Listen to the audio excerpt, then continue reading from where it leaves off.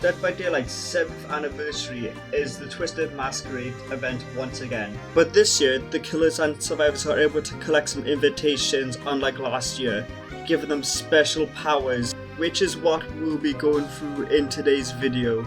The first thing we're going to talk about is the pre-game lobby, mainly the anniversary cake, as instead of giving you a healthy amount of blood points, which it still does, also reveals the invitations aura to you in a 32-meter radius. So it's important to equip the cake so you can find the invitations a lot more easier.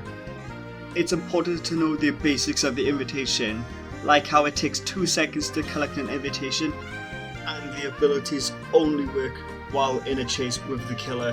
While in a chase, the invitation slowly recharges over a period of 20 seconds. After using one of the abilities, which we'll be going through very shortly, it takes 15 seconds until you're able to use one of those abilities again.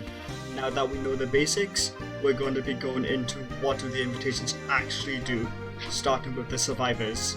The survivors only have 2 abilities with the invitations, but both can be very strong in the right hands. The first one is being able to spawn a masquerade pallet, as they act like normal pallets until they are dropped, which causes them to break. Perks that affect pallets also affect the masquerade pallets. An example is Smash Hit. After stunning a killer with one of these pallets, you gain the Sprint Burst effect. But most killers who don't have endurance tend to respect these pallets, so it's not a bad idea to just greed and loop it around it once again. These pallets do not despawn until they are thrown and broken. The second ability is being able to block the killer from vaulting a window for 5 seconds.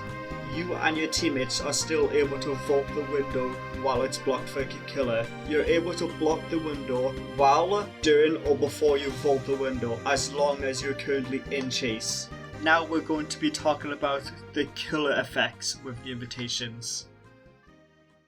Starting with the basic Endurance effect. You're able to do this at any time, and once you activate it, you get Endurance for 10 seconds. Which is a great counter to the Survivor pallets, as it'll act like you have the Infinite Spirit Fury and Endurance combo. The second ability is being able to target and destroy a pallet without you needing to be locked into a breaking animation.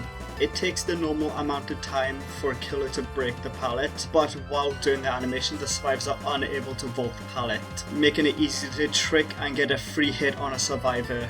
The last effect for killers is being able to expose a survivor, which is extremely powerful, but you have to get Bloodlust Tier 1 before you're able to target a survivor for exposing them. The targeted survivor remains exposed for 10 seconds.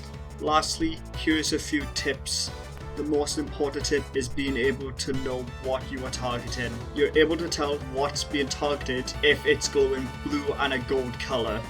The second tip for Survivor mainly is being able to use the invitation effects as a mini version of Windows of Opportunity, as you're able to see the auras of the things you're able to block or create through walls. Thank you for watching the whole video, and I hope you enjoyed it. This is the first time I've properly done a recording of myself, and sorry if it's a little unprofessional and somewhat, since I'm very new to this. But I still hope you enjoy, and enjoy the rest of your day.